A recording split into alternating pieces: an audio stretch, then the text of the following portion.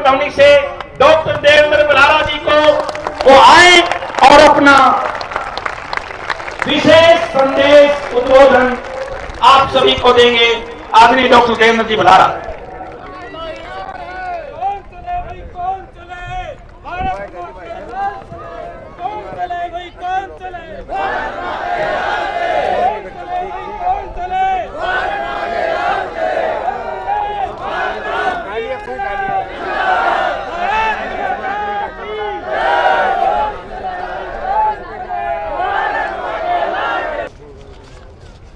सितारों को नुमाइश में खलल पड़ता है, चांद पागल है अंधेरे में निकल पड़ता है।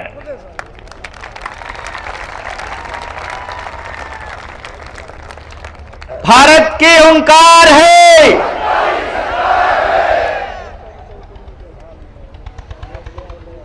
सम्मानित मंच और मेरे सामने दूर दराज से आए, नजदीक से आए मेरे क्रांतिकारी योद्धाओं, मेरे बुजुर्गों, नौजवान साथियों, माताओं, बहनों, आपके इस क्रांतिकारी सब्र को, आपकी हिम्मत को और आपके जज्बे को मैं जनता सरकार मोर्चा की तरफ से नमन करता हूं। अपनी बात शुरू करने से पहले मैं वर्मा जी के कथन को ठीक करना चाहूंगा और आपको बताऊंगा कि आपने अपने जीवन में पहली बार ऐसा कोई मंच देखा होगा जहां किसी व्यक्ति के लिए कोई नारा नहीं लग रहा है, जहां व्यक्ति महत्वपूर्ण नहीं है, जहां केवल विचार महत्वपूर्ण है। तो जो ताकत वर्मा जी ने देवेंद्र बलहारा को देने की बात कही है, मैं आप सबकी इजाजत से और वर्मा जी की इजाजत से उस सारी की सारी ताकत को जनता सरकार मोर्चा और आपको समर्पित करता हूं। यहां किसी व्यक्ति अगर कोई पूछा जाए, हर रोज हर जिले में जब प्रचार कर रहे साथियों को बोलते थे सीआईडी वाले, कि सीआईडी वाले क्या बोलते थे कि प्रधान कौन है, पता चलता है यहां तो कोई प्रधान ही नहीं है, कि कौन संभाल रहा है, कि कोई नहीं संभाल रहा, यहां सब आपस में संभाल रहे हैं। मेरे पास मोबाइल में मैसेजेज आए हुए हैं, वो मैसेजेज क्या कहते हैं कि हमने इतनी अनुशासित सभा पहले कभी नहीं देखी रैलियों में। आप सब लोग इसके लिए बधाई के पात्र हैं। जनता सरकार मोर्चा जब शुरू हुआ तो सरकार की जबरदस्तियों के खिलाफ शुरू हुआ था। सरकार ने हम लोगों के ऊपर कुछ पाबंदियां लगाई थी। उन पाबंदियों से लड़ने के लिए, अपने हक के लिए, अपनी आजादी के लिए कुछ मतवाले सड़कों पर उतरे।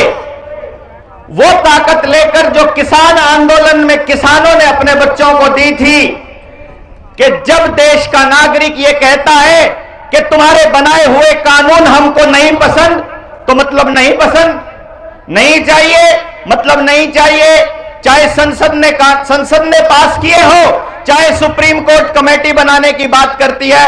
अगर जनता को नहीं चाहिए तो जनता को नहीं चाहिए, क्योंकि इस देश का जो संविधान बाबा साहब अंबेडकर ने बनाया था, उस संविधान की पहली लाइन है जो हमारे जनता सरकार मोर्चा के लोगों के बीच में लिखी हुई है कि हम भारत के लोग, हम कहेंगे वो काम करना पड़ेगा नेता को, अभिनेता को, संसद में बैठे हुए हमारे प्रतिनिधि को। वो प्रतिनिधि है हमारा, मालिक नहीं है। ये जो कलेक्टर है, ये जो एसपी है, ये जो आपके गांव में आने वाला सरकारी कर्मचारी है, ये आपका मालिक नहीं है, ये हमारा मालिक नहीं है, ये हमारे पब्लिक के सर्वेंट है। इसीलिए लिखा जाता है पब्लिक सर्वेंट।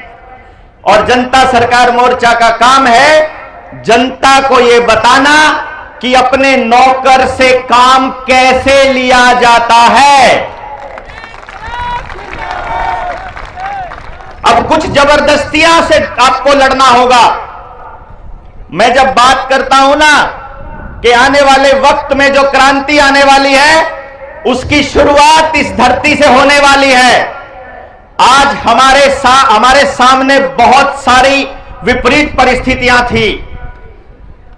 कुछ लोग जो क्रिकेट को, खेलों को बहुत महत्व दे रहे हैं, आज भारत का फाइनल मैच है वर्ल्ड कप का, बिजाई का समय चल रहा है। भाजपा के सहयोगी किसी पॉलिटिशियन की रैली 1 नवंबर को होनी थी, जैसे ही पता चला जनता सरकार मोर्चा की रैली है, उस रैली को 19 नवंबर को ही कर दिया गया। आप समझिए, सब जगह से, चारों तरफ से विपरीत परिस्थितियों के बाद भी इतने अनुशासन में आप लोग बैठे हैं, आप सबको मैं सलाम करता हूं। ये जो जबरदस्तियां हैं जिनसे हमको लड़ना होगा, इसमें एक जबरदस्ती वो भी है जिसका जिक्र थोड़ी देर पहले रविंद्र भाई ने किया था। उसको भी करेक्ट करते हुए मैं थोड़ा सा आपको बता दूं कि जनता सरकार मोर्चा जब अपना ज्ञापन प्रशासन को दे रहा है, तो उसमें एक लाइन लिख रहा है कि जनता सरकार मोर्चा ही नहीं, जनता के किसी भी व्यक्ति से डबल टोल नहीं वसूला जाएगा, चाहे फास्टैग लगा हो चाहे ना लगा हो। कल शाम से पहले आपके डिस्ट्रिक्ट की टीम के पास एक मैसेज पहुंच जाएगा। अपनी गाड़ी में 10-10 वो पर्चे छपवा कर रख लेने हैं। उसमें आपको वो सारे कानूनी प्रावधान बताए जाएंगे कि जैसे ही टोल का कर्मचारी आपसे डबल पैसे मांगता है, उसमें उस टोल की जगह का नाम, एसएचओ थाने का नाम और अपने गाड़ी का नंबर और दस्तखत और समय भरिए और उसी टाइम 112 पे कॉल करके उनके खिलाफ मुकदमे दर्ज करवाइए। 8 साल से लेकर आजीवन कारावास तक की सजा है। देश के पैसे का वैल्यू आधा करना, 1 रुपया भी कम करना, ये नहीं मालूम है टोल वालों को, ये नहीं पता है देश की जनता को। और अपनी मांगों में एक सबसे बड़ी बात जो हमने लिखी है कि हर टोल के ऊपर यह लिखा होना चाहिए, जैसे यहां चौक पर जाओगे आपको हमारे शहर का प्रदूषण का लेवल मालूम पड़ जाएगा। लिखा हुआ है कि इतना टीडीएस है, इतना हवा के अंदर एक्यूआई बन गया है। लेकिन क्या यही ऐसी स्क्रीन टोल टैक्स के ऊपर नहीं लगनी चाहिए कि इस रोड का खर्चा कितना था, इस रोड का खर्चा कितना पूरा हो चुका है, कितना पूरा होने में रहता है, और अगर पूरा हो चुका है तो वो टोल टैक्स वहां से उखड़ना चाहिए। अगर आप लोग आज से शुरू करते हैं एक कार्रवाई, ज्यादा अगर कुछ नहीं कर सकते, रोज केवल और केवल 10 परिवारों से मिलोगे, पूरी बात समझाओगे और रोज एक परिवार भी अगर आप बनाते हो, तो जनता सरकार मोर्चा को बने हुए आज 2 साल होने को हैं। कैलकुलेट करके देखिए, हर व्यक्ति के पास 2 साल में 700 परिवार होते आप लोगों के पास। लेकिन क्योंकि हम लोगों को मालूम नहीं था कि हम कितने सारे लोग हो चुके हैं, जो जनता सरकार मोर्चा के साथी घर घर, गांव गांव, शहर शहर, दूसरे राज्यों में जाकर के लोगों को जोड़ने का काम कर रहे हैं। आप यहां बैठे हैं, इससे 10 गुना लोग अपने अपने शहर में जनता सरकार मोर्चा के लिए दुआएं मांग रहे हैं और कह रहे हैं कि हम आ नहीं सकते थे क्योंकि हमारी मजबूरियां थी। ये लोग वो आए हैं जो सारी विपरीत परिस्थितियां होने के बावजूद भी निकलने की हिम्मत कर पाए हैं। तो आप अपनी ताकत को छोटा मत आंकिएगा। बहुत बुरी हालात है यहां की राजनीति के। यहां जब आपको रैली में बुलाना होता है तो वो लोग ऐसा सोचते हैं कि घर से निकलकर कोई नहीं आता। जनता सरकार मोर्चा ने आप लोगों के भरोसे एक कदम उठाने की सोची कि एक काम करते हैं, हम किसी को कोई लालच नहीं देने वाले हैं। हम ये बताने वाले हैं कि एक रैली की शुरुआत होगी जहां से क्रांति का आगाज होगा, कौन कौन लोग हैं जो अपना सिर कटवाने को तैयार हैं, तो आ जाए रैली के अंदर। तो इतने सारे लोग आ गए, इतनी हिम्मत के लिए आप सबको इस्तकबाल, आप सबको नमस्ते, आप सबको प्रणाम। अब आपको एक एक करके यह बताना है, क्या आपको सरकारों द्वारा लादी गई उन जबरदस्तियों का सामना करना है, या इसी तरह से सरकारों के आदेशों पर चुपचाप चलना होगा जैसे अभी तक करते आ रहे थे? सामना करेंगे, मैं बोलूंगा सामना करेंगे, आप बोलेंगे हम मिलकर लड़ेंगे। हम इन जबरदस्तियों का सामना करेंगे। क्या आपका बच्चा प्राकृतिक तरीके से पैदा नहीं हो सकता? तो ये आशा वर्कर जो जबरदस्ती अपने गांव में आकर दाई के ऊपर एफआईआर करवाती है, इसका विरोध होना चाहिए कि नहीं होना चाहिए? अगर कोई व्यक्ति अपने बच्चे को कोई इंजेक्शन नहीं लगवाना चाहता है, तो उसको उसका अधिकार होना चाहिए कि नहीं होना चाहिए? तो कोई डॉक्टर पैदा होते ही हमारे बच्चों को हमसे पूछे बिना कैसे कोई इंजेक्शन लगा सकता है? हम लोगों को यह बताना पड़ेगा पहले से सब डॉक्टरों को कि हमारे पास सैकड़ों नहीं, हजारों ऐसे बच्चे हैं जिनको हम ऑर्गेनिक बच्चे बोलते हैं, जिन्होंने आज तक डॉक्टर की शक्ल नहीं देखी है और वो बीमार भी नहीं पड़ते हैं।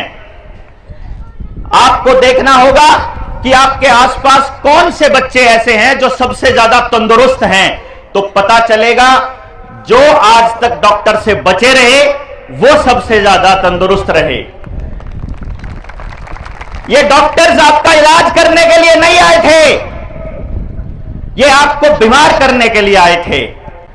आपके गांव में स्कूल आए तो आपके बच्चों ने खेती छोड़ दी, आपके गांव में बेरोजगारी आ गई, आपके गांव में डॉक्टर आया तो बीमारी आ गई। 50 साल पहले का गांव देखिए, एक अस्पताल एक डॉक्टर नहीं मिलेगा आपको, क्योंकि हमको मालूम था कि हमारी रसोई में, हमारे आसपास, हमारे खेत में ऐसे ऐसे औषधीय पौधे मौजूद हैं जिनका इस्तेमाल ये बाजार करता है, डॉक्टर कोई और नहीं है। अभी आपने देखा होगा जिस टाइम पर 2 साल आपको लॉकडाउन के दौरान बंद करके रखा, तो घोटाला क्या सामने आया कि कुछ दवाइयों को प्रिस्क्राइब करने के लिए 10,000 करोड़ रुपए की रिश्वत डॉक्टरों को बांटी फार्मा कंपनियों ने रिकमेंड करने का। जो डॉक्टर करोड़ों रुपया लेकर के अपना कोर्स पूरा करेगा, वो चाहेगा कि आपका इलाज 2 रुपए में हो जाए या आपका इलाज आपके घर में हो जाए। वो तो यही चाहेगा ना कि आप उसके एक परमानेंट कस्टमर बन जाएं। ये परमानेंट कस्टमर बनाने की जो जबरदस्ती है, क्या ये बंद नहीं होनी चाहिए? आपने गाड़ी ली, आपके पुरखों से इन्होंने जमीन ले ली, जबरदस्ती भूमि अधिग्रहण कर लिया, उसके ऊपर आपसे टैक्स लिया, उस टैक्स के पैसे से रोड बनाया और वो रोड किसी कंपनी को लूटने के लिए लगा दिया।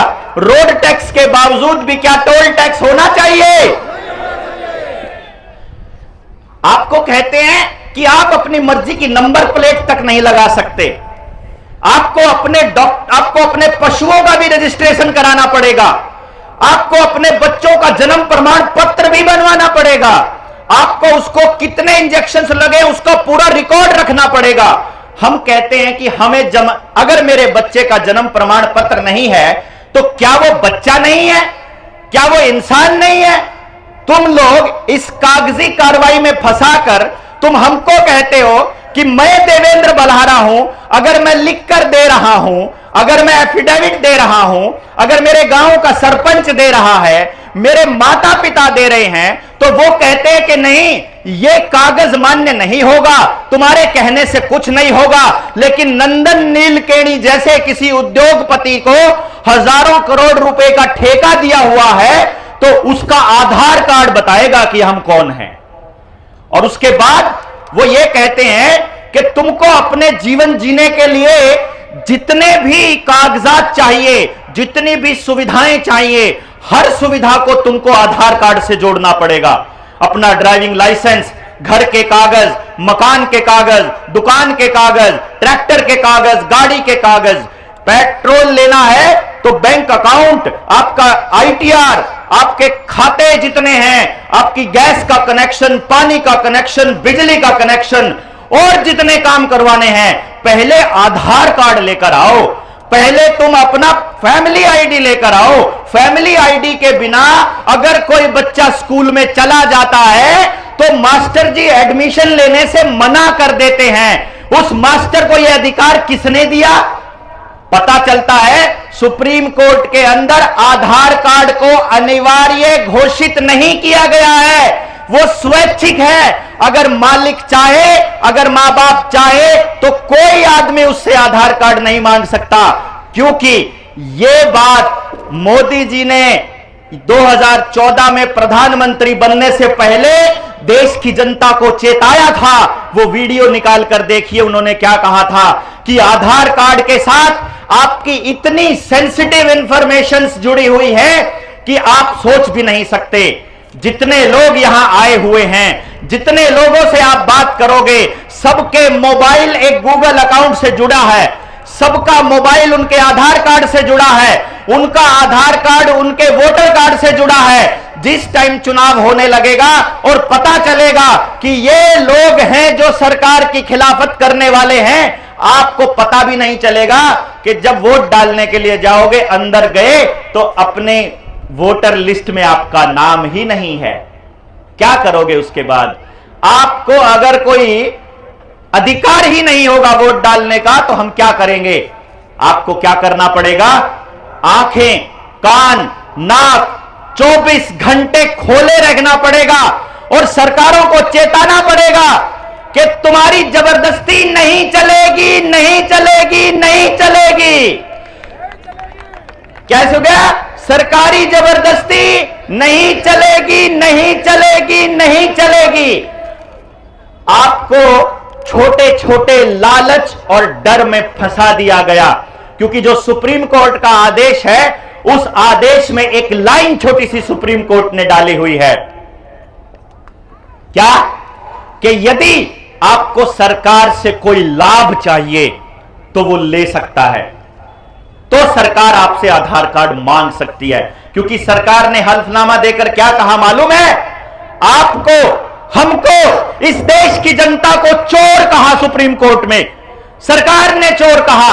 वो कहते हैं ये सारे चोर हैं, दो बार फायदा उठाते हैं, भ्रष्टाचार करते हैं, सब्सिडी 2 बार लेते हैं, बच्चों का स्टाइफंड 2 बार लेते हैं, और इन्हीं के लोगों ने भ्रष्टाचार किया, अपने ही लोगों के आधार कार्ड काट के अखबारों में छपवा देते हैं कि ये लोग चोर हैं, इसीलिए इनका आधार कार्ड कंपलसरी किया। आपका देश चोरों का देश घोषित करने पर लगे पड़े हैं कि आप टैक्स भी चोरी करते हो, इसीलिए आपके ऊपर छापे मारने पड़ेंगे।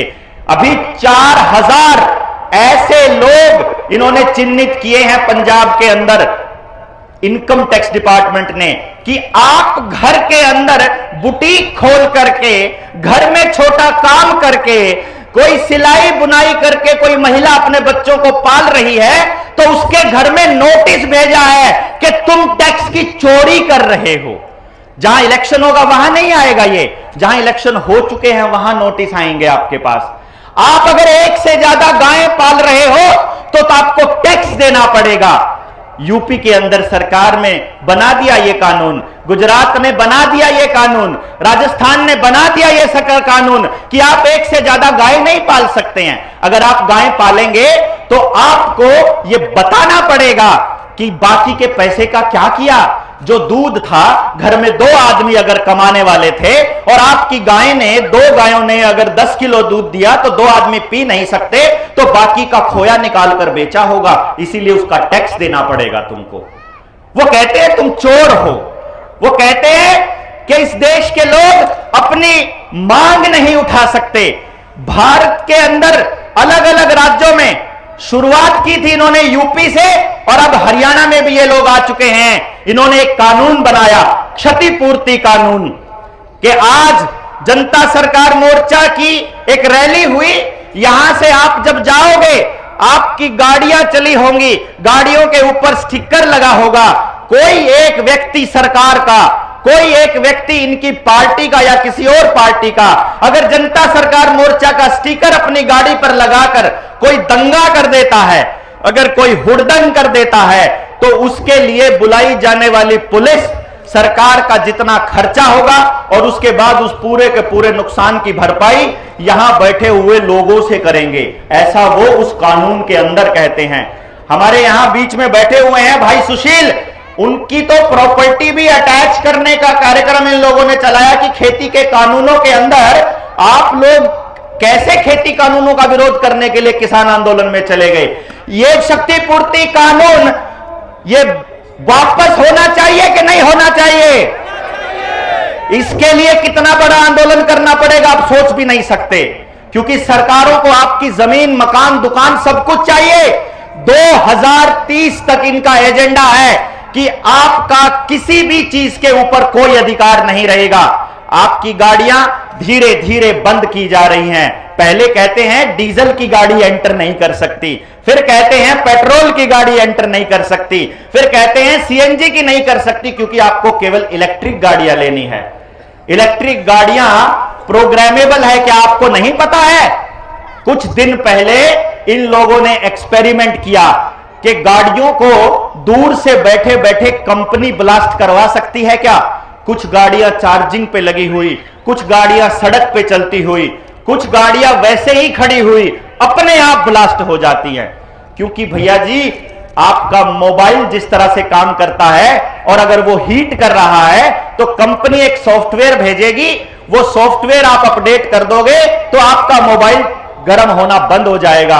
अगर आपका मोबाइल गर्म होना बंद हो जाएगा तो आपका मोबाइल गर्म होना शुरू भी तो हो सकता है, जरूरत से ज्यादा शुरू भी तो हो सकता है। ये तो वो तकनीक किसके हाथ में है इस बात पर निर्भर करता है।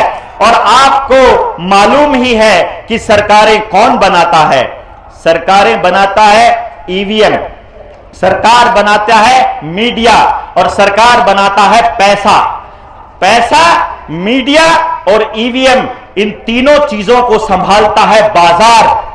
बाजार मतलब पूंजीपति, और बाजार का एक ही नियम है और वो है पैसा और प्रॉफिट। इसके बदले में देश की जनता का जीवन दूभर हो, इसके बदले में देश बर्बाद हो जाए, इनके बच्चे बीमार पड़े रहे, विकलांग पैदा हो, अपंग पैदा हो, इनके बच्चे मंदबुद्धि पैदा हो, ये आपस में लड़ते रहे, जात के नाम पर लड़े, धर्म के नाम पर लड़े, दंगे होते रहे, युद्ध होते रहे, कंगाल होते रहे, मकान बिकते रहे, दुकान बिकती रहे, ये लोग आत्महत्या करते रहे, कोई दिक्कत नहीं है।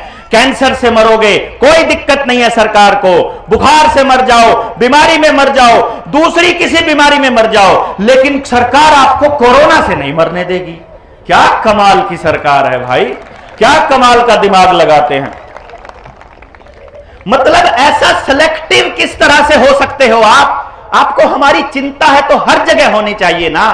कोई भी एक भी किसान क्यों आत्महत्या करे, कोई एक भी आदमी किस तरह से परेशान हो जाए, ऐसा क्यों नहीं नियम बनता, ऐसा कानून क्यों नहीं बनता कि अगर एक गरीब से गरीब आदमी के साथ भी अगर अत्याचार कोई कर रहा है तो उसका जिम्मेदार कौन होगा, जिम्मेदारी तय की जाए। यह जनता सरकार मोर्चा की पहली लड़ाई है कि किसी के साथ भी गलत हो तो जिम्मेदारी तय हो। क्या बच्चों को लगने वाले सारे इंजेक्शंस की अनिवार्यता खत्म होनी चाहिए? नंबर प्लेट आपकी मर्जी की लगनी चाहिए या कंपनी की लगनी चाहिए? फास्टैग की अनिवार्यता बंद होनी चाहिए। किसान को फसल का बीमा उससे पूछे बिना उसके खाते से कटना चाहिए। अरे कटना चाहिए क्या? तो क्यों नहीं मांगते हम लोग ये सवाल, क्यों नहीं पूछते कि उससे पूछे बिना कैसे कट जाएगा? कितने बीमे कटते हैं मालूम है आपको? किसान अपना बीमा काटने की मांग उठाएगा, उस दिन किसान दूसरे बीमे कटने की मांग नहीं उठाएगा, वो एपीवाई कटने की मांग नहीं उठाएगा।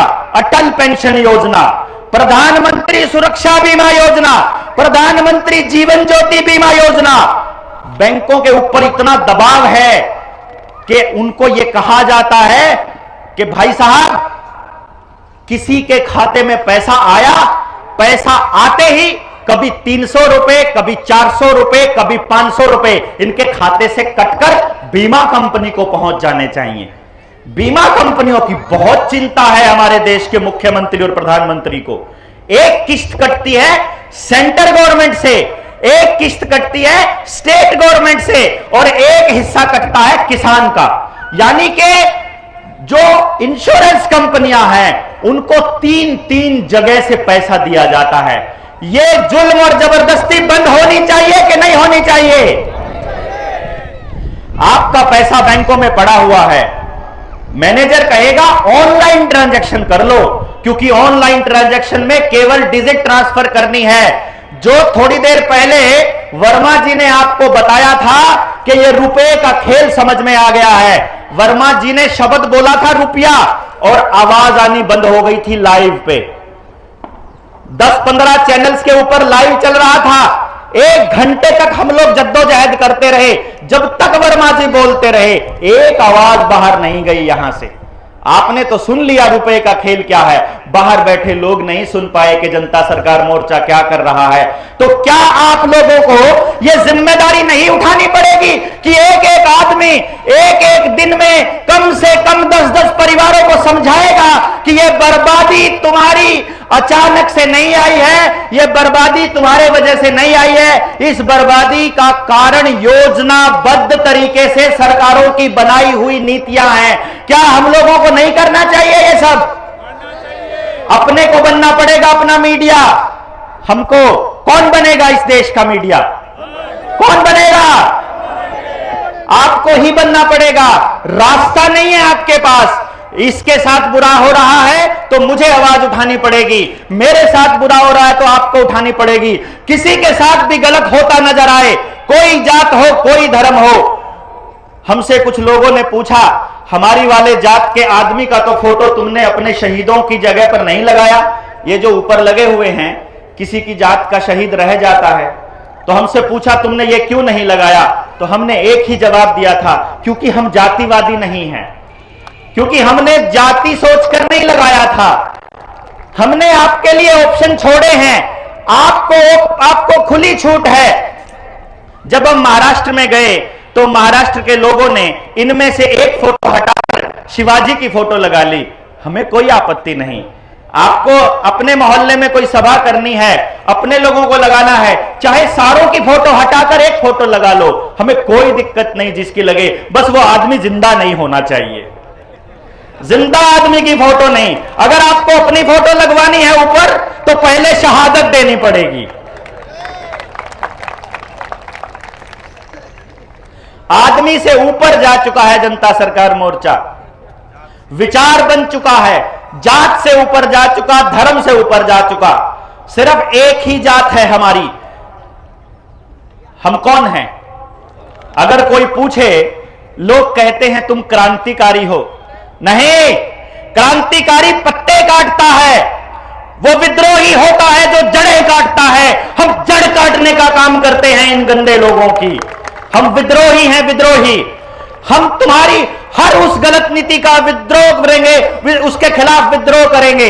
हम उस गलत नीति का विरोध करेंगे जो आम जनमानस को दुखी करती है, जो जनता को दुखी करती है, क्योंकि हमको मालूम है आप आज सत्ता के किसी भी कुर्सी पर बैठे होंगे, कल तुम्हारा बच्चा हमारे साथ यहीं बैठा होगा, कल को उसके साथ ऐसा ही हो सकता है। इसलिए इस गुमान में मत रहिए कि आज आप सत्ता के गलियारों में बैठे हुए हैं तो आपको कोई दिक्कत नहीं है। ये पॉलिटिकल पार्टियों के लोग, ये सामाजिक संगठनों के लोग उस टाइम कहां सोए हुए थे जो आज यहां बैनर लगाकर आपको लोहड़ी की शुभकामनाएं देते हैं, दिवाली की शुभकामनाएं देते हैं, छठ पर्व की शुभकामनाएं देते हैं। वो तब क्यों नहीं बोले जब तुम्हारे बच्चों को घरों के अंदर कैद किया जा रहा था, जब हमारे बच्चों के ऊपर जबरदस्ती ला दी जा रही थी कि तुम एक सर्टिफिकेट नहीं दिखाओगे तो तुमको पढ़ने नहीं दिया जाएगा, तुमको पेपर नहीं देने दिए जाएंगे, तुम हाजिरी नहीं लगा सकते, तुम लोग कोई एग्जाम में नहीं बैठ सकते, तनख्वाह नहीं मिले। मिलेगी, पेंशन नहीं मिलेगी, बस में नहीं बैठने देंगे, रेल में नहीं बैठने देंगे, दुकान नहीं खोलने देंगे, मंडी में नहीं जाने देंगे, बाजार में नहीं जाने देंगे। तुमको ये कह रहे थे वो कि अरे तुमको तो इलाज का भी अधिकार नहीं है अगर तुम लोग सरकार की बात के मान करके वो सर्टिफिकेट नहीं दिखाओगे। कल को इन लोगों ने आपके आधार कार्ड को आपके जीवन की सारी पाइपलाइन के साथ जोड़ दिया है और उन पाइपलाइन को फिर आधार के साथ जोड़ रहे हैं। कहीं पर पानी का कनेक्शन नहीं पहुंचा है तो नया कनेक्शन दिया जा रहा है, कहीं बिजली का कनेक्शन नहीं दिया पहुंचा है तो नए बिजली के मीटर पहुंच रहे हैं, नए खंभे लग रहे हैं, आपके यहां पर नई पाइपलाइन के जरिए गैस का कनेक्शन दिया जा रहा है और वो कह रहे हैं कि नया कनेक्शन आधार के साथ जुड़ा होगा। अगर आपने आधार के साथ नहीं जोड़ा तो आपको महंगा पड़ेगा। आप अगर फैमिली आईडी के साथ फॉर्म भरोगे नौकरी का तो तुमको 900 रुपए देने पड़ेंगे, विदाउट फैमिली आईडी दोगे तो तुमको 1800 रुपए देने पड़ेंगे। तो आदमी थोड़े लालच में आकर, थोड़े डर में आकर इनकी बातों को मानना शुरू कर देता है और वो सोचता है कि पैसे बचाने हैं तो आधार कार्ड दे ही देते हैं। आपको नहीं पता है ये आधार कार्ड आपकी बर्बादी और आपकी गुलामी का आधार बनने वाला है। अगली बार जब इनको आपकी गर्दन मरोड़नी होगी, आपके पेट के ऊपर लात मारनी होगी तो इनको केवल एक काम करना है, आधार कार्ड बंद कर दो, आपका जीवन की पाइपलाइन रुक जाएगी, आपके सारे काम रुक जाएंगे, बैंक अकाउंट बैन हो जाएगा, आप कोई गैस का कनेक्शन नहीं मिलेगा। गांव वाले कुछ लोग कहते हैं कि हम तो लकड़ी गोस्से में काम चला लेंगे। आपको पता चले गांव वालों के पास ना जंगल बचा है ना डंगर बचा है, जंगल भी खत्म, डंगर भी खत्म। और जींद के 4540 एकड़ जमीन को एक्वायर कर रहे हैं और कह रहे हैं कि जिनकी जमीन एक्वायर करनी है ना उनसे पूछने की जरूरत नहीं है। दो तरह से मारते हैं, पहला लालच और दूसरा डर। लालच में कहते हैं अखबार में छपेगा करोड़पति बनेंगे जींद के किसान, और इधर से छपेगा कि मान नहीं दोगे तो जबरदस्ती छीन लेंगे। तो आदमी सोचता है कि बेचने का बट्टा नहीं लगे, इससे अच्छा तो एक्वायर हो जाए। क्यों? क्योंकि उसको कर्जे में रखा जाता है। कर्जे में क्यों रखा जाता है? कर्जे में ऐसे नहीं रखा जाता है, योजनाबद्ध। आपके पास फोन आएगा, सबके पास फोन आएगा, फोन नहीं आएगा तो मैसेज आएगा, बोलेगा बिना कागज के लोन ले लो, बिना बैंक में जाए लोन ले लो, लोन ले लो, लोन ले लो। जिसने नहीं ले रखा बोलता मेरे पास तो नौकरी भी नहीं, पैसा भी नहीं। अरे तुम डंगर पे ले लो, डंगर भी नहीं, पुरानी कार पे ले लो, वो भी नहीं, 10वीं की डीएमसी पे ले लो, अरे मैं अनपढ़ हूं तो आधार कार्ड पे ले लो, लेकिन लोन ले लो।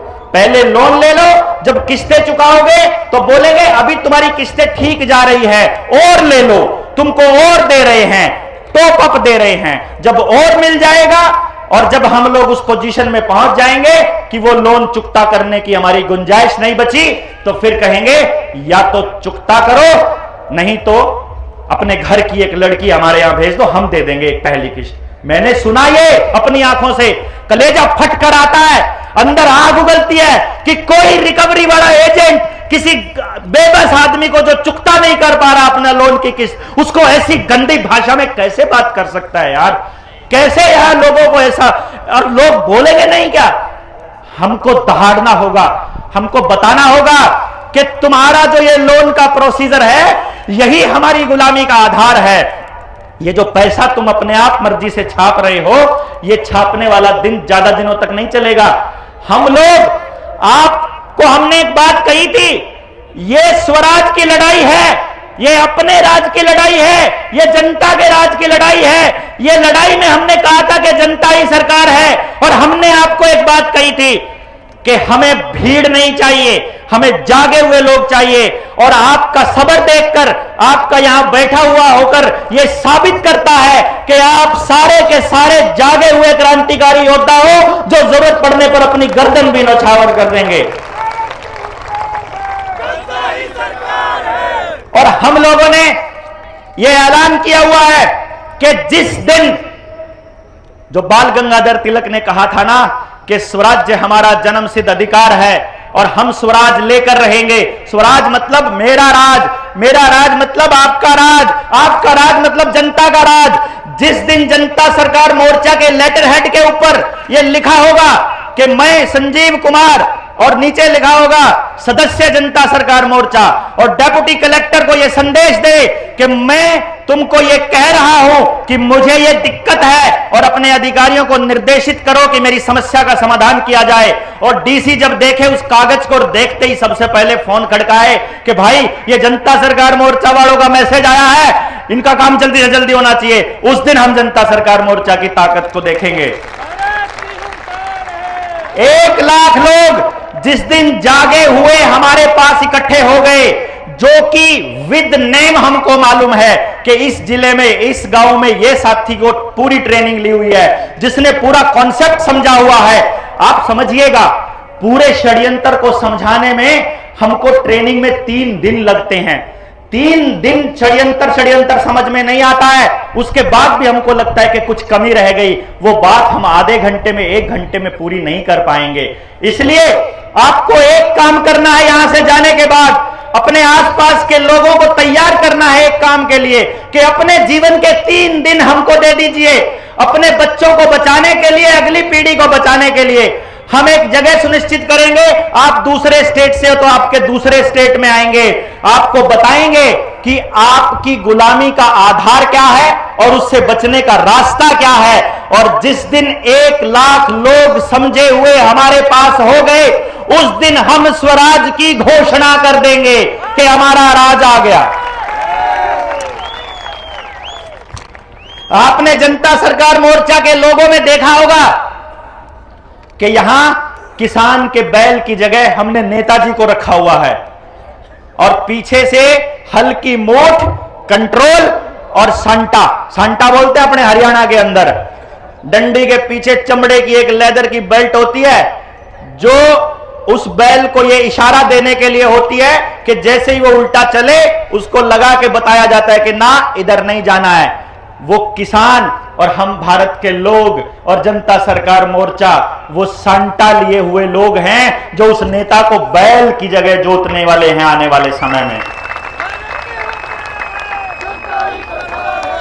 आप लोग अपनी जरूरत का कानून, सबसे ज्यादा मजबूत कानून आरटीआई का कानून है। आप वहां से अपनी जानकारियां इकट्ठा कर सकते हैं कि आपके हित के कौन सी नीतियां बनी, किसने कितनी चोरी करी, किसने कितने योगदान दिए। आरटीआई के कानून को लगातार कमजोर किया जा रहा है। क्या हमको इसका विरोध नहीं करना चाहिए?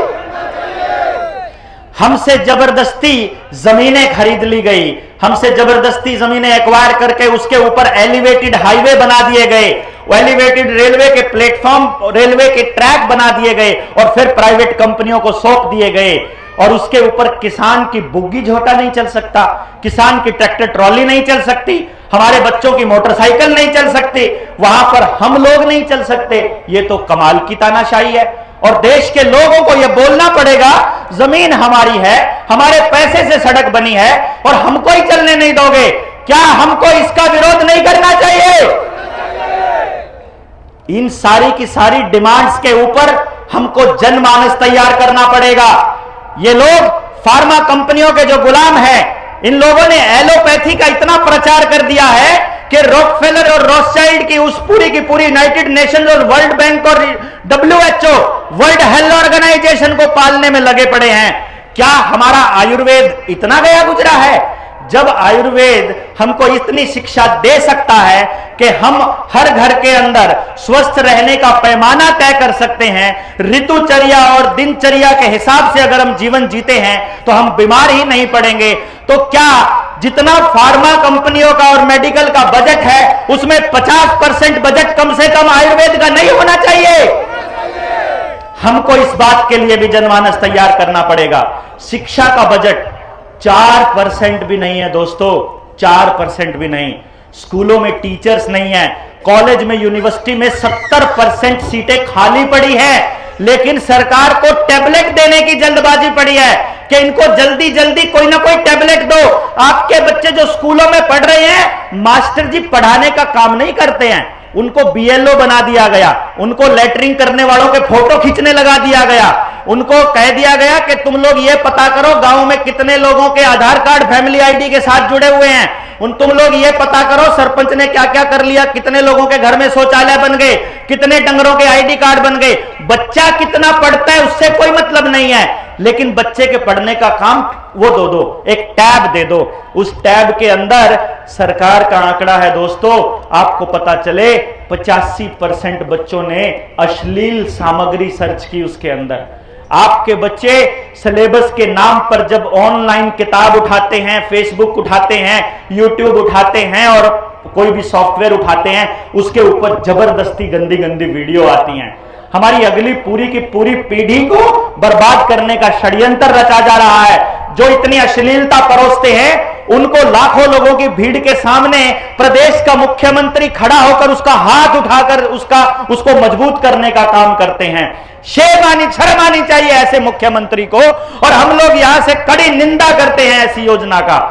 आर्मी को खत्म करने के लिए अग्निवीर जैसी यूनिवर्सिटी वो लेकर के आए योजना, जिसके अंदर पूरी तरह से आर्मी का पूरा खाका बर्बाद हो रहा है। जीएसटी लगाकर अनऑर्गेनाइज सेक्टर को बर्बाद किया जा रहा है। हर सेक्टर के अंदर नई नई योजनाएं लाकर प्राइवेटाइजेशन, पब्लिक प्राइवेट पार्टनरशिप के नाम पर कंपनियों को सारा कुछ दिया जा रहा है और आपका डेटा कलेक्शन किया जा रहा है। किसान को क्या कहते हैं कि तुम लोग अपनी अगर फसल का ब्यौरा नहीं दोगे तो तुम्हारी फसल नहीं बिकेगी। तुमको फसल का ब्यौरा चाहिए, तुमको हमारे खाते में कितने पैसे आए, कहां से आए, उसका ब्यौरा भी चाहिए। हम लोग कैश जमा कराएंगे, कैश निकलवाएंगे, उसके ऊपर पूरा टैक्स लगाओगे।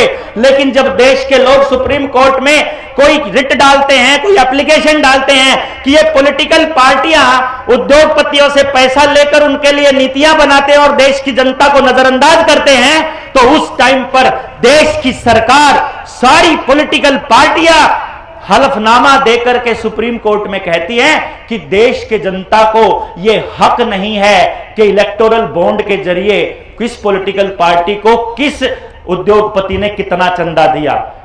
क्या यह जानने का हमको हक नहीं है?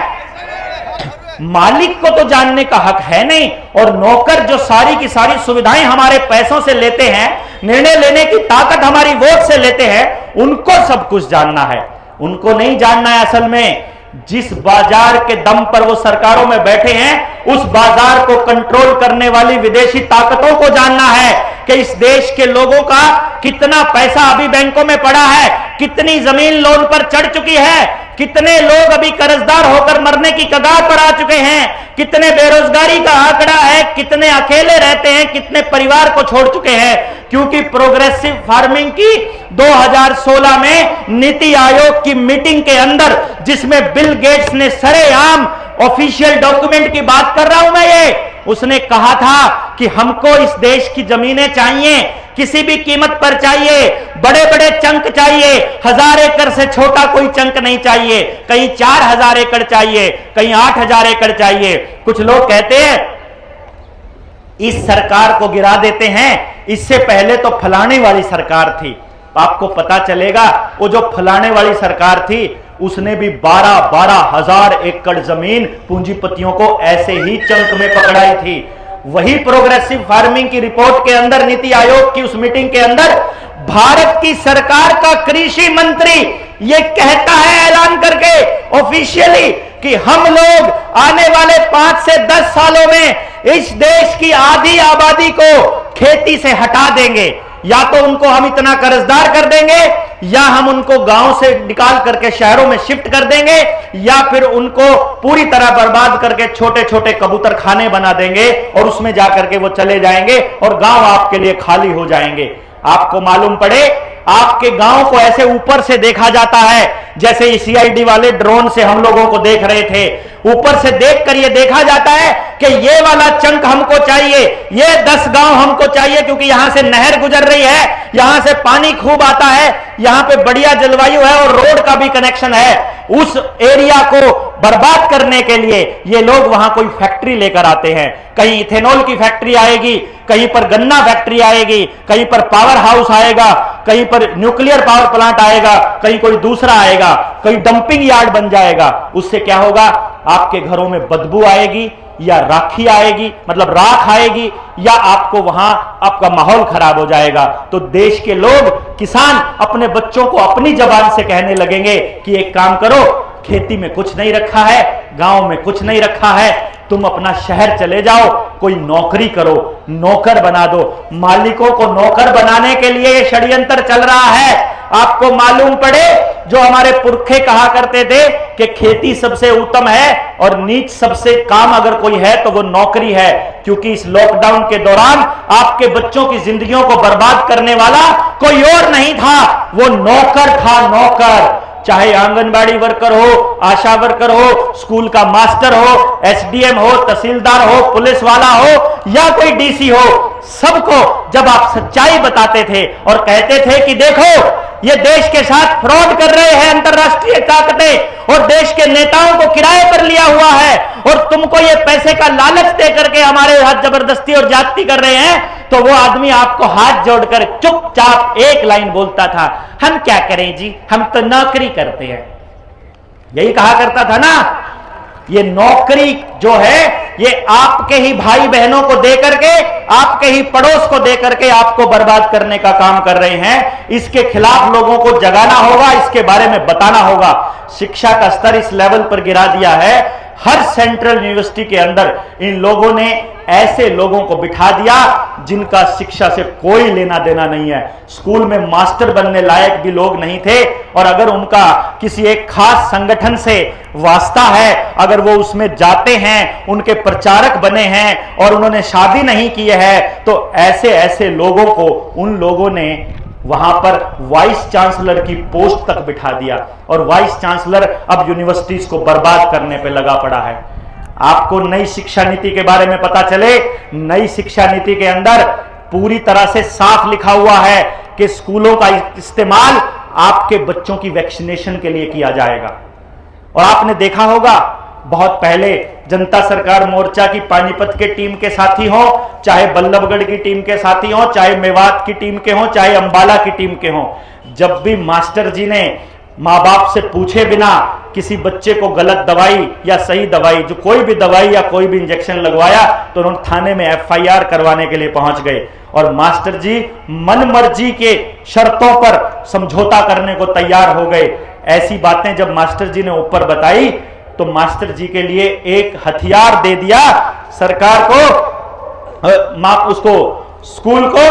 वो क्या दिया कि आपसे पूछे बिना मास्टर जी कुछ भी इलाज करवा सकते हैं अगर आपके बच्चे का अपार कार्ड बना हुआ है।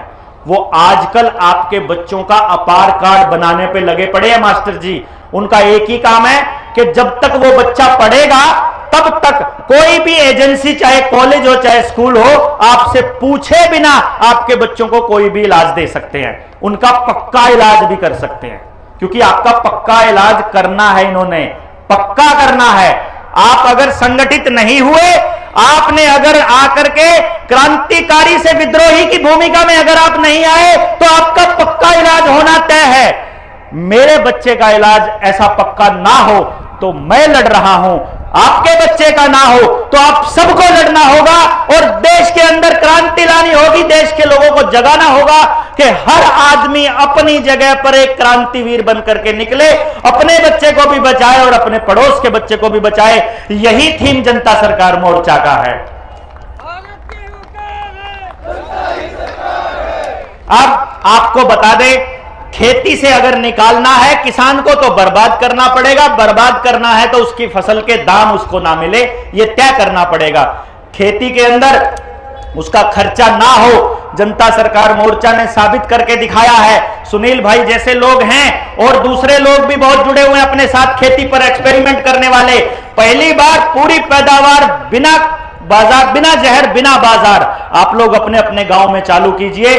किसी भी किसान को सरकार से एमएसपी मांगने की जरूरत नहीं पड़ेगी।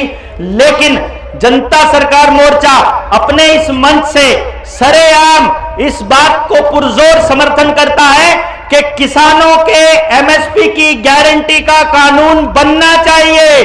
बनना चाहिए कि नहीं बनना चाहिए? आने वाले वक्त में चुनाव हैं। 2024 में आप लोगों से पूछा जाएगा कि किसको वोट करें, हमसे भी पूछा जाएगा। तो भैया जी आपको एक अल्टरनेट तो देना पड़ेगा ना कि किसको वोट करें। अगर आप वोट करते हैं किसी चोर को तो चोर बन जाएंगे आप भी और हम भी, और अगर नहीं करते हैं तो फिर से चोर सत्ता में आएंगे। तो जनता सरकार मोर्चा एक प्लान कर रहा है और आपसे पूछ रहा है क्या ऐसा होना चाहिए। हम अगर देश की जनता से आह्वान करें कि तुम लोग अपने गांव से हमको 5-5 एमएलए के कैंडिडेट हमको दे दो, 5-5, एक ओबीसी, एक एससी, एक महिला, 2 जर्नल, या जहां जिसकी आबादी ज्यादा है 5 दे दो, 10 दे दो। और अगर एक विधानसभा में 70 गांव से हमको 350-400 एमएलए के कैंडिडेट बन जाएं, मिल जाएं, और उन सारे एमएलए एमपी के कैंडिडेट को जनता सरकार मोर्चा पूरा षड्यंत्र समझा दे कि तुमको विधानसभा के अंदर तुम्हारे साथ क्या क्या गद्दारियां होती हैं और तुम्हारे हाथों से कैसे बर्बाद किया जाता है, और उसके बाद उन सारे के सारे लोगों को समझा करके यह तय कर लिया जाए कि विधानसभा में एक आदमी अगर वहां पहुंचा हुआ है तो जो 5 आदमी गांव ने छांट करके दिए थे उनकी ताकत भी गांव के अंदर एमएलए की जितनी हो, तो हमारे गांव के पास जनता की ताकत वैसी की वैसी रहेगी, और वहां पर एक आदमी छांट करके उन सारे समझे हुए लोगों में से भेज दिया जाए। जिस भी विधानसभा के अंदर अगर हर गांव अपने अपने बच्चों को हमको दे देता है और उनको ट्रेनिंग दे दे, तो क्या ऐसे लोगों के ऊपर एक्सपेरिमेंट करना चाहिए? करना चाहिए कि नहीं करना चाहिए? आपको इस बात का प्रचार करना पड़ेगा। कोई भी मीडिया हाउस इसका प्रचार नहीं करेगा। हर गांव से अगर हमारे पास 5 बोलने वाले बच्चे हों जिनको शिक्षा का भी स्ट्रक्चर पता हो, स्वास्थ्य का भी पता हो, न्याय का भी पता हो, राजनीति का भी पता हो, खेती का भी पता हो, तो आपके गांव की ताकत आपके पास रह सकती है। क्योंकि अगर लक्ष्यों की बात करें तो जनता सरकार मोर्चा का एक लक्ष्य है कि जल, जंगल, जमीन और जानवर, इन 4 चीजों से रिलेटेड फैसले गांव करेगा, कोई भी नेता या कोई भी डीसी एसपी नहीं करेगा। सहमत हैं? हाथ खड़ा करके आपको सहमति जतानी पड़ेगी। आप लोग सहमत हैं? दूसरा, हम लोगों की एक लड़ाई है पूंजीवाद के साथ, क्योंकि पूंजी से नेताओं को किराए पर लिया जाता है। आपको समझना पड़ेगा कि शिक्षा, स्वास्थ्य, न्याय, राजनीति और खेती, इन 5 चीजों से पूंजीवाद समाप्त होना चाहिए। होना चाहिए कि नहीं होना चाहिए? कैसे होगा? हम कैसे करेंगे? गांव वाले किस तरह से करेंगे? इस रैली के बाद हम इसका आगाज करेंगे।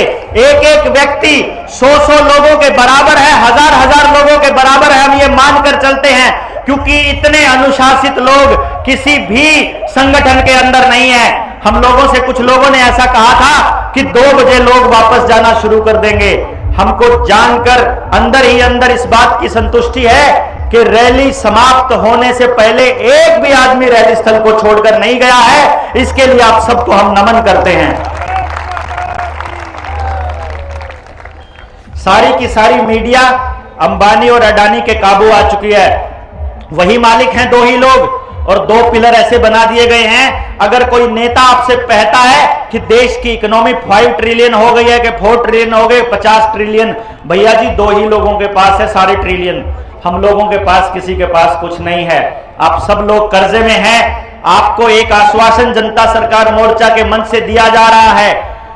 हम लोग सबसे पहला काम करने वाले हैं इस रैली के बाद। मैं और वर्मा जी और 4-5 साथी और मिलकर सबसे पहले वो सारे दस्तावेज, ऑनलाइन जब हम चलते हैं तो लोग पूछते हैं वो कौन से दस्तावेज है जिनके भरोसे आप चल रहे हो, उन सारे दस्तावेजों को एक किताब की शक्ल में लेकर के हम बहुत जल्दी आपके बीच में आ रहे हैं। हर घर में वो दस्तावेज होगा जिसकी बदौलत आप सुप्रीम कोर्ट में इन बैंकों की खाट खड़ी कर देंगे। एक भी व्यक्ति को कर्जदार नहीं छोड़ना है। गांव के अंदर, शहर के अंदर, पड़ोस के अंदर किसी भी व्यक्ति को कितना ही बड़ा कर्जा देना है, आप उनको बोल दीजिए, आपका सारा कर्जा जनता सरकार मोर्चा उतारेगा। हम लोग वादा करते हैं।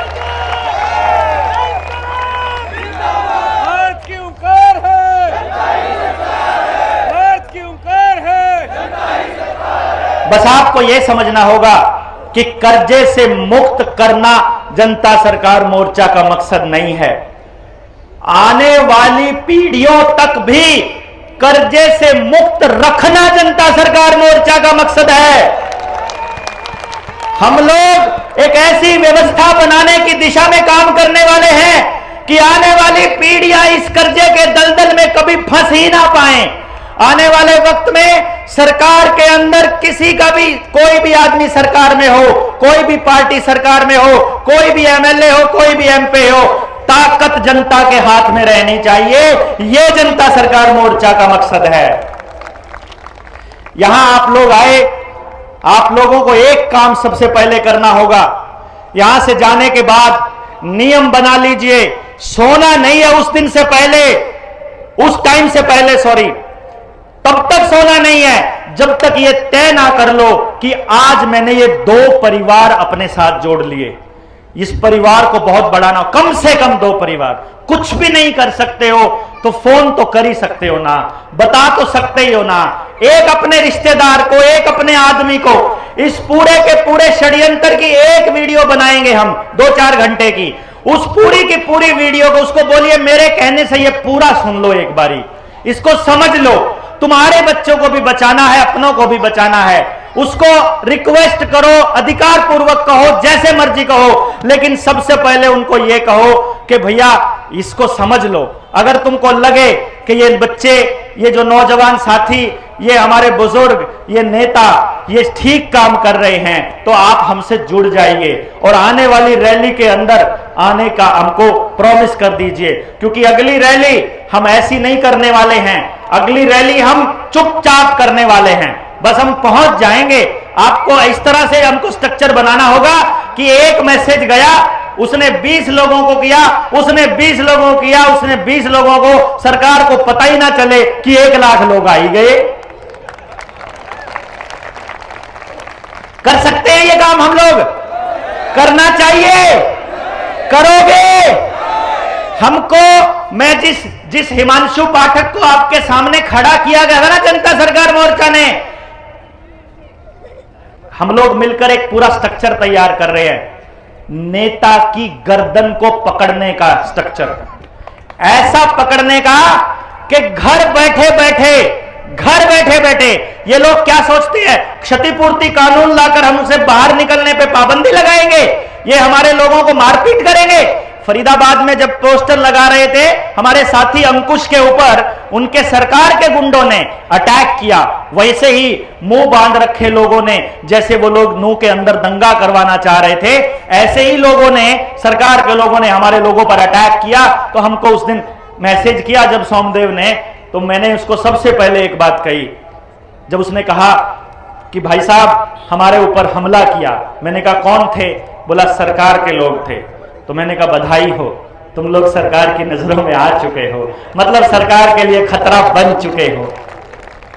अब एक बात ध्यान से सुन लेना, जितने लोग यहां आए हो ना, आप सब लोग विद्रोही की कैटेगरी में आ चुके हो। सबके मोबाइल की लोकेशन आ चुकी है, सबको पकड़ पकड़ के रगड़ने का प्लान सरकार की सीआईडी बना चुकी है। आपके पास रास्ता है, हमने आपको घेर लिया है, अब आप घिर चुके हो। आपके पास कोई रास्ता नहीं है अपने आप को मल्टीप्लाई किए बिना। आपके हर एक आदमी के पास अपनी 20 से 50 लोगों की टीम होनी चाहिए, जो एक फोन कॉल पर आधे घंटे के अंदर थाने में, एसएचओ के पास, डीसी के पास कहीं भी खड़ी हो जाए। सरकार का जबरदस्ती का कोई खंबा लग रहा है, कोई नाली खोद रहे हैं, कोई जबरदस्ती किसी को कोई इंजेक्शन लगाया जा रहा है, कोई जबरदस्ती का कोई फरमान जारी हो रहा है, कोई भी सरकारी कर्मचारी जो बेईमान है, क्योंकि सरकार के गलत नियमों को केवल बेईमान सरकारी कर्मचारी मानेगा। कोई भी सरकारी बेईमान अगर आदमी अगर देश के लोगों के साथ जबरदस्ती करेगा तो जनता सरकार मोर्चा वहीं पे खड़ा मिलेगा, अपने साथियों के रूप में आपको खड़ा हो जाना है। इसलिए आपके पास अपने आप को मल्टीप्लाई करने के अलावा रास्ता है नहीं है। मैं इस मजबूरी में आपको छोड़ रहा हूं। हम लोगों ने आपको लपेट लिया है, आप अब वापस नहीं जा सकते। दिल्ली में जब नए नए फ्लाईओवर बनने शुरू हुए थे तो पता चलता था कि भैया अब अगर इस कट से आगे निकल गए तो यूटर नहीं है, अब तो बहुत आगे से आएगा। तो आप लोग वो कट पार कर चुके हो। आपका यू टर्न अब कभी नहीं आएगा। अब आपको क्रांति के रास्ते पर ही चलना होगा। बंद कर दूं? अब आपको इस क्रांति के रास्ते पर आगे ही बढ़ना होगा। हम लोग रहें ना रहें, ये लोग बैठे हैं जो मंचों पर बैठे हैं, मंचों पर और लोग आएंगे, ये लोग निकल जाएंगे, हम लोग वोटों में आ जाएंगे, कहीं भी कुछ भी हो जाए, किसी को कोई फर्क नहीं पड़ने वाला है। ये मोर्चा ऐसे ही दिन रात मल्टीप्लाई करता रहना चाहिए। ये जिम्मेदारी हम लोग आपके ऊपर छोड़कर जा रहे हैं। बहुत सी बातें करनी है, मुझे नहीं पता कि हम पूरी बातें कर भी पाएंगे कि नहीं कर पाएंगे। रेलवे के अंदर देख लीजिए, सारी रेलवे की 3 लाख एकड़ जमीन पड़ी थी खाली, सारी अडानी को देने की योजना बन रही है। 9 लाख एकड़ जमीन आर्मी के पास पड़ी थी, वो सारी की सारी अडानी को देने की योजना बन रही है। 18 की 18 ऑर्डिनेंस फैक्ट्री आप लोगों ने, ऑर्डिनेंस फैक्ट्री आपने देखी होंगी, वो सब बेच चुके हैं। आर्मी को पूरी को बेचने की योजना है। सीआरपीएफ, सीआईएसएफ पुलिस को खत्म करने की योजना है। ट्रैफिक पुलिस का काम सीसीटीवी कैमरे करने वाले हैं। सीसीटीवी कैमरे और टैबलेट देने की बड़ी जल्दी है सरकार को, हमारे स्कूलों के अंदर टीचर्स देने की जल्दी नहीं है। और एक बड़ी बात, आप सबकी जमीनों को सरकार अपने नाम कर चुकी है। हर पंचायती जमीन को, हर ग्राम सभा को वापस मांगना चाहिए कि नहीं मांगना चाहिए? आपके स्कूल की जमीन, अस्पताल की जमीन, जोहड़ की जमीन, सार्वजनिक चौपालों की जमीन, सबकी रजिस्ट्री सरकार अपने नाम कर चुकी है लाल डोरा तोड़कर। ये सारी जमीन वापस लेंगे। गांव-गांव जाकर चालू हो जाइए। हर टोल के आसपास के 15-20 गांव के अंदर 1000-2000 लोगों की एक टीम तैयार कर दीजिए। जब हम कहेंगे, जब इधर से ऐलान होगा, तभी सरकार का पूरा चक्का जाम होना चाहिए। इस जीटी रोड को आप बैन करोगे तो इन्होंने एलिवेटेड हाईवे बना लिए हैं, इन एलिवेटेड हाईवे का भी जुगाड़ करना पड़ेगा। जिस गांव को ये जगह नहीं दे रहे हैं, उस गांव के लोगों को हम ऐलान करते हैं, आप लोग अपने गांव की 5-5, 4-4 जेसीबी ले लीजिए, लोन चुकता जनता सरकार मोर्चा करेगा, हम गारंटी लेते हैं। जेसीबी ले लो, इनके ये सारे एलिवेटेड हाईवे के रास्ते हमको खुद बनाने पड़ेंगे।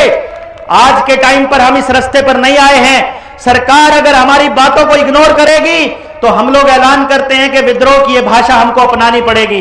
अभी आपको क्या करना है, जाते हुए किसी भी सार्वजनिक संपत्ति का कोई नुकसान नहीं होना चाहिए, क्योंकि वो आपकी ही संपत्ति है। अभी पूरी तरह से शायद नहीं बिकी है, हम उसे वापस ले लेंगे। एक बात आपको ध्यान से देनी है, कोई हुड़दंगबाजी नहीं करेंगे। जितने लोग यहां आए हैं, जितने लोग जनता सरकार मोर्चा की बातों से सहमत हैं, ये नंबर लिखा हुआ है 95 18 17 0000। इस नंबर पर मिस्ड कॉल करनी है सबको कि हम लोग यहां आए हुए हैं। आज ये परिवार बढ़कर इतना बड़ा हो गया है। जनता सरकार मोर्चा का परिवार जिस दिन 1 लाख परिवारों का हो गया, उस दिन हम स्वाधीनता की घोषणा कर देंगे कि अब हम तुम्हारे गुलाम नहीं है, ना तुम्हारा दस्तावेज चाहिए, ना तुम्हारे स्कूल कॉलेज चाहिए। हम लोग 100% रोजगार देने वाली शिक्षण व्यवस्था चालू करेंगे जनता सरकार मोर्चा के तत्वाधान में। लड़की की शादी की उम्र आपसे पूछे बिना 21 साल कर दी इन लोगों ने। क्या कहते हैं कि बच्ची को आत्मनिर्भर बनाना चाहते हैं। और कैसी आत्मनिर्भर बनाना चाहते हैं कि अगर 21 साल से पहले शादी करोगे, सरकार क्या कहती है मालूम है आपको? करियर बनाने का टाइम है। मां बनने के लिए पहले कहते थे 18 साल की उम्र सही है। उन्होंने देखा 18 साल में पूरी तरह बर्बाद नहीं हुए इनके परिवार, तो 21 साल करो इनकी लड़की की उम्र। और 21 साल भी ऐसे नहीं करनी है। अगर 21 से पहले शादी कर दी तो इनकी बच्ची को, इनके पिता को, बच्ची के पिता को जेल हो जाएगी। लेकिन आपकी बच्ची रखैल की तरह 16 साल की उम्र में लिव इन रिलेशनशिप में रह सकती है। ऐसा कानून चाहते हो क्या आप?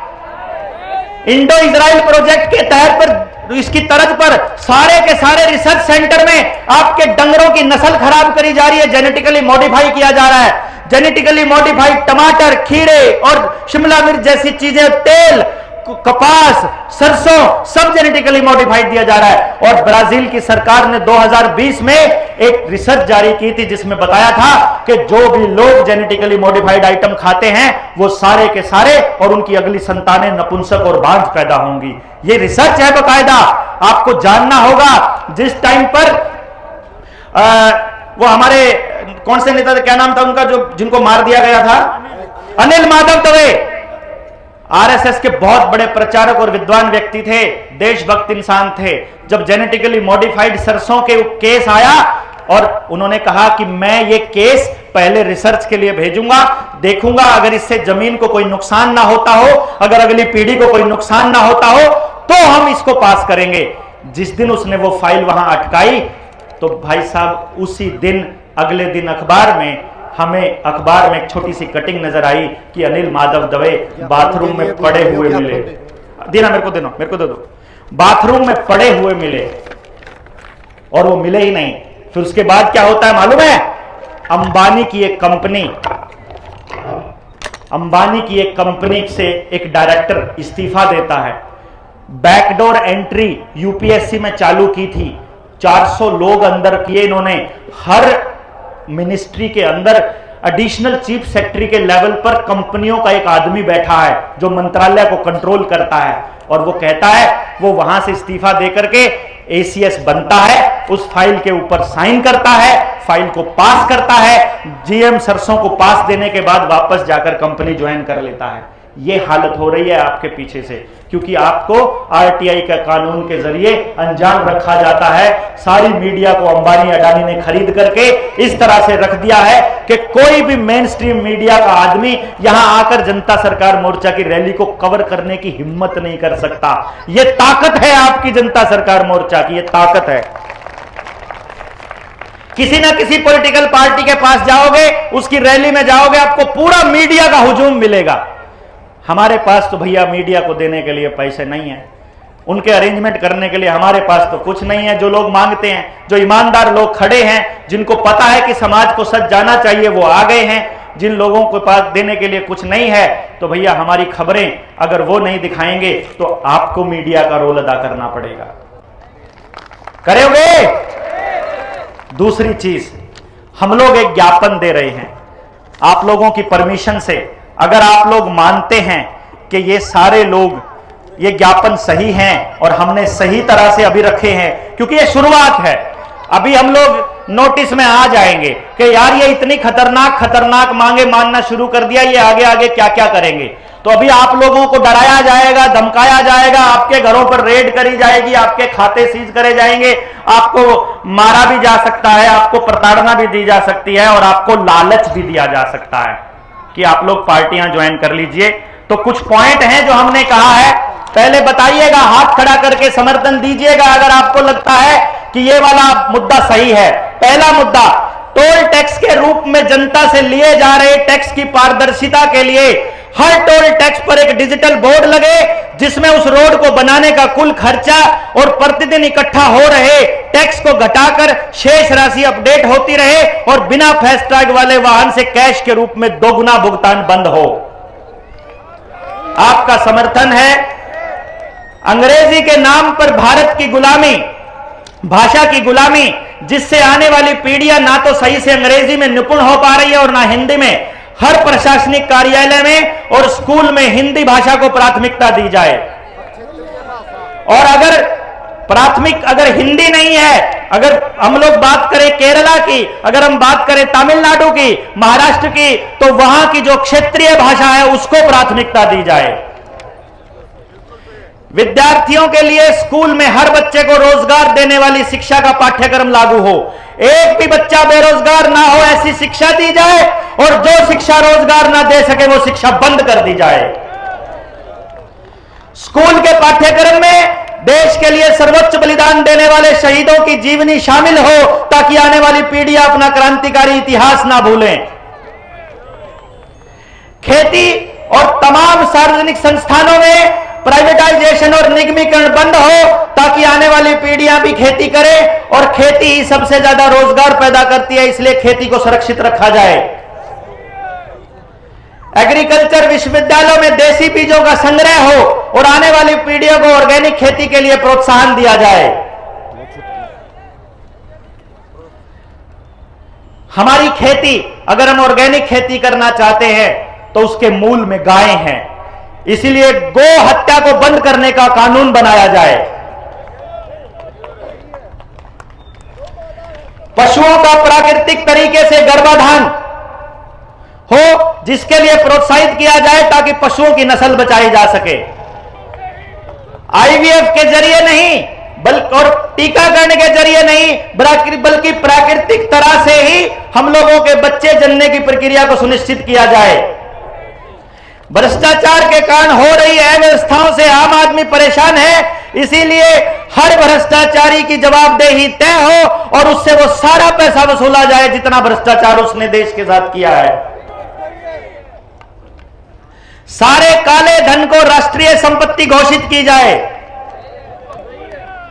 किसी भी डॉक्यूमेंट को आधार कार्ड से लिंक करना अनिवार्य ना किया जाए और फैमिली आईडी और आधार के बिना शिक्षा से वंचित ना किया जाए। हर दफ्तर के अंदर, हर सचिवालय के अंदर आधार कार्ड और फैमिली आईडी जब भी मांगता है तो आपको सबसे पहले एक सवाल करना है, अपना फोन चालू करो, फोन चालू करके उसकी बात सुनो, वो क्या कहता है। उसको बोलो मुझे फैमिली आईडी नहीं देनी है, अब बताओ तुम काम करोगे कि नहीं करोगे। वो बोलेगा मैनुअल करना पड़ेगा, तुम्हारे को 7 दिन लगेंगे, तुम्हारे को 6 दिन लगेंगे। आपको एक काम करना पड़ेगा, जिस भाई के पास इतनी ताकत हो, सब्र हो कि लोकल लेवल पर अपनी टीम तैयार कर चुका है, तो 6 दिन नहीं भैया, उसको बोलिए मैनुअल करवाऊंगा और शाम तक लेकर जाऊंगा, और नहीं तो कल से यहां धरना देकर चालू करूंगा। तुम लोगों को काम तो करना ही पड़ेगा। ऐसा कैसे हो सकता है कि मैनुअल 6 दिन और ऑनलाइन आपका साथ के साथ? ये नहीं चलेगा। दस्तावेज तुम्हारा आधार कार्ड क्यों चले? मेरे गांव का नंबरदार कह दे, मेरे गांव का सरपंच कह दे, मेरे पिताजी का वोटर कार्ड लगा दिया और मेरे पिताजी ने लिख करके दे दिया कि मैं हूं वो आदमी, तो तुम्हारे दस्तावेजों का क्या रोल रह जाएगा? तुम्हें बता दो साजिद। जनता के टैक्स के पैसे से बने सार्वजनिक संस्थानों का निजीकरण बंद हो। सही है? 152D सहित सभी भारतमाला हाईवे पर जितने भी भारतमाला के हाईवे हैं, वहां किसान के ट्रैक्टर, ट्रॉली, मोटरसाइकिल समेत सभी वाहनों को चलने की अनुमति हो। किसान के लिए एमएसपी की गारंटी का कानून जल्दी से जल्दी बनाया जाए। बैंक खातों से बिना खाता धारक की अनुमति के कोई एक सिंगल पैसा भी ना काटा जाए। शहीद स्मारक स्थल हुसैनीवाला पंजाब में जो एलपीजी की गैस जोत जल रही है, उसको बंद करके देसी घी की जोत को ही चालू किया जाए, जिसको जनता सरकार मोर्चा ने चालू किया था। और वातावरण में, आसमान में हवाई जहाजों से किए जा रहे केमिकल का, रसायनों का, कृत्रिम वातावरण जियो इंजीनियरिंग पर पूरी तरह से रोक लगनी चाहिए। हार्ड टेक्नोलॉजी से मनमर्जी की बारिश और सूखा, बाढ़ और भूकंप की रोक पर रोक लगनी चाहिए। सही है? आप लोगों का आना सफल हुआ। हम लोग आप सबकी मौजूदगी में ड्यूटी मजिस्ट्रेट हमारे बीच आए हुए हैं ज्ञापन लेने के लिए। भोजन की व्यवस्था की गई है। जिन भी साथियों ने इस पूरे कार्यक्रम को सफल बनाने में अपना योगदान दिया है, उन सभी साथियों का, आयोजन करने वालों का, सेवादारों का, और जो दानी सज्जन है जिन्होंने इसके लिए अपना योगदान दिया था, कुछ हमारा पेमेंट करना रहता है, उसके लिए हम चाहेंगे कि आप सब लोग जनता सरकार मोर्चा के दिए हुए खाते में भी जमा करा सकते हैं। और भैया यहां दान सहयोग भी जरूर दे करके जाएं, क्योंकि हमारे पास किसी उद्योगपति का दिया हुआ पैसा नहीं है। तो आप सबके सहयोग से ये आयोजन सफल रहा। हम लोग अपना संदेश सरकार को, जनता को, आपको देने में कामयाब रहे। आप लोग अपनी व्यक्तिगत किसी भी बात को लेकर के आए थे, तो आप सब लोगों से मिलने के लिए जनता सरकार मोर्चा की टीम और मैं यहीं पर रहूंगा। आप सब लोग यहीं पर रहेंगे, यहीं रुके रहेंगे, खाना खा करके जाएंगे। खाने भोजन की व्यवस्था की गई है और हम आप सबके सामने प्रशासन से आए हुए अधिकारियों को ज्ञापन देंगे। आप सब लोग आए, इतना कीमती समय दिया, अपना योगदान दिया, उस योगदान के लिए आपका बहुत बहुत शुक्रिया, बहुत बहुत आभार। भारत की हुंकार है, इंकलाब जिंदाबाद, किसान मजदूर एकता जिंदाबाद। जितने भी लोग सरकार की इन अत्याचारों से परेशान है, जनता सरकार मोर्चा के साथियों से जुड़िए और ज्यादा से ज्यादा अपने परिवार को बढ़ाइए। जय हिंद। अभी ज्ञापन की औपचारिकता के बाद आप सभी कुछ निर्देश दिए जाएंगे, तो 5 मिनट के लिए डटे। तो जो भी आज के हमारे प्रशासनिक अधिकारी आए हैं, हम इस जेएसएम के परिवार के माध्यम से एक ज्ञापन इस प्रदेश के मुखिया को दे रहे हैं कि मांगों को संज्ञान ले। उसके बाद यदि इन मांगों के ऊपर कार्रवाई नहीं होती है तो 23 मार्च को शहीद आजम भगत सिंह के जन्म दिवस से एक क्रांति का आगाज पुनः कर दिया जाएगा। शहीदी दिवस पर ये 23 मार्च का अल्टीमेट दिया हमने मांग के लिए सरकारों को। अगर 23 मार्च तक हमारी कुछ समस्याओं का समाधान हो जाए तो ठीक है, वरना हम आंदोलन ठीक है, आपकी बात पहुंचा दूंगा।